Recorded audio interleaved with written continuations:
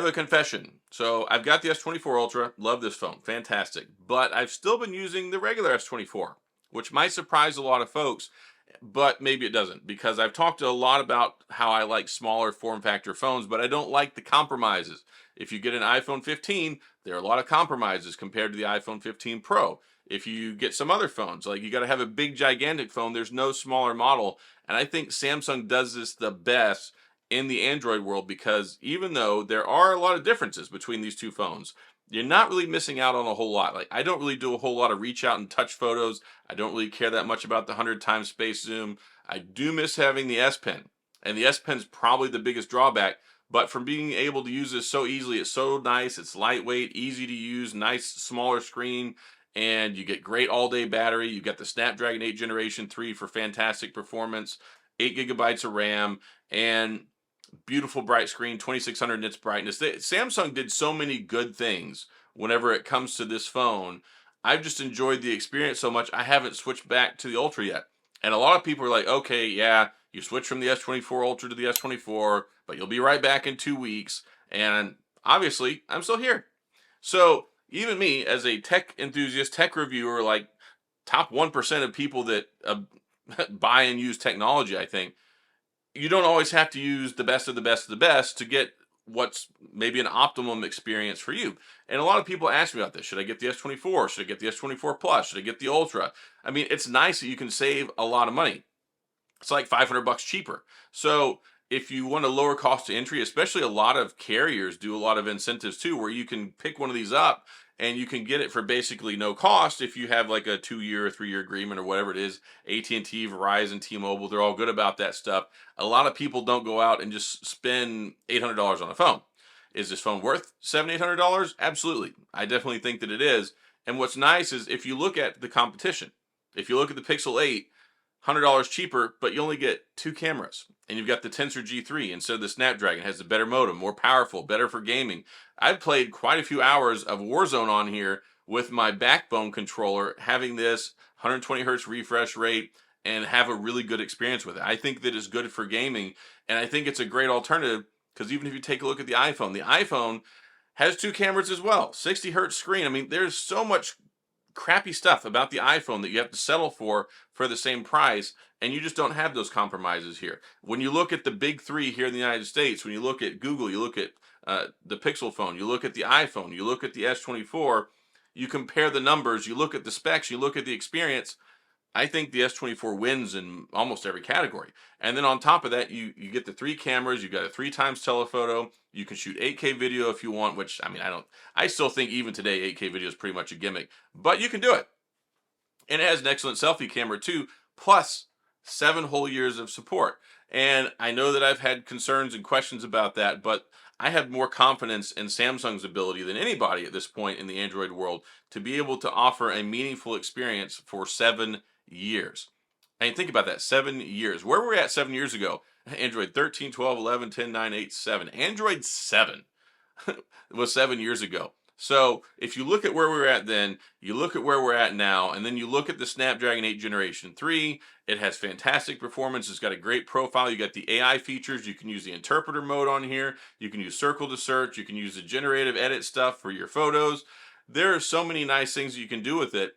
And I have a lot of confidence that it's going to be supported as we move forward. Look at what Samsung did with the AI and the retroactive release of many of these same features for the S23 series phones. That's almost unprecedented.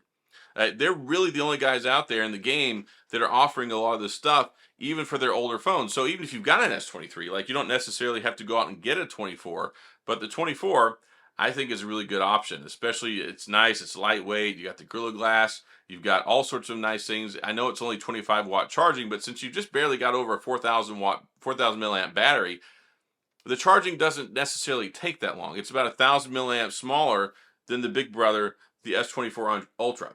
And you can still get DeX. You've got wireless DeX. I even used it the other day. I was going to make a video about it. And if you want to see a video about like how to use DeX, what the benefits are, what cool stuff you can do, I was kind of messing around with it. I might make the video. I was really enjoying. I had it connected to my TV. I was playing Boom Beach on my TV. It's my 60-inch TV. But there are a lot of actual benefits. If you need to go do like a presentation, some you can connect to a wireless mouse or keyboard. You can use it like a PC with the desktop mode, and that's something I really enjoy about the Samsung tablets, because if you have that Samsung keyboard, whenever you connect it, automatically turns on DeX, and it's like having a mobile laptop that has a touchscreen built in, and you can use it like a laptop. So I think that Samsung's doing a lot of really good things. One UI 6.1 on here has been solid. Battery life has been good. I get all day battery out of this thing. And that was one of my hesitations that I had before. Whenever you take a look at like the S22, I couldn't even get 4 hours of screen on time. I can get about 7 hours of screen on time out of this.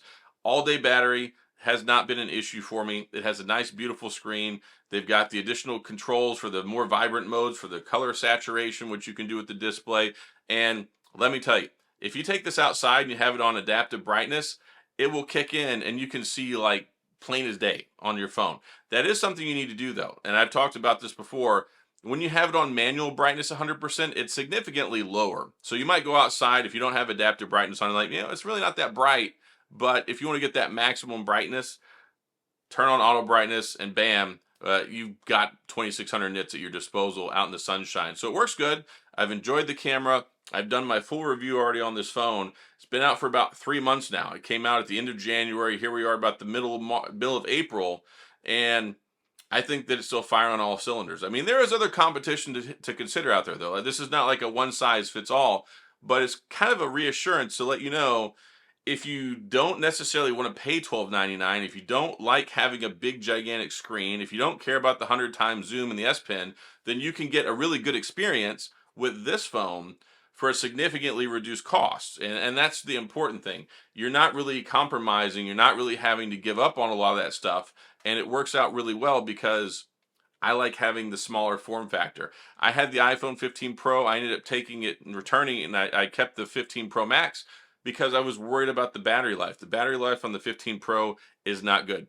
The battery life on the Pixel 8 is okay, but you're dealing with a completely different beast there with a tensor chip. The modem's not as good. It's not designed for playing games, really. It does have a great point and shoot camera, but the cameras on this one are really good.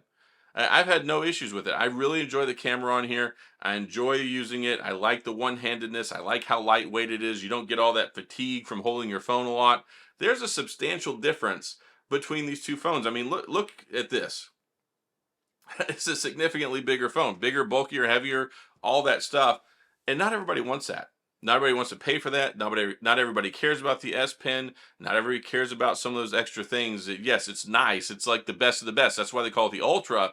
But at the end of the day, you got to pay a lot of money for it, and it may not necessarily be the best phone for you. So if you're looking for an alternative and you're looking at the S24 series phones, it gets 2 thumbs up from me, and I think it's a fantastic phone that a lot of people overlook because everybody's always looking at the Ultra, and Samsung's done so many good things with this. You've got the LTPO screen now, which was missing out previously. You've got better battery life than ever, and you've got a beautiful screen, tons of brightness, and all the bells and whistles that you could imagine. So that's all I got in this video. Going to go and wrap this one up. If you have any questions or comments, please go in the comment section. I'll do my best to get back with you. If you enjoyed the video, please hit the like and the subscribe button and the little notification bell if you want updates when new videos come out. And as always, thanks for being here. I appreciate you watching, and I'll see you guys next time.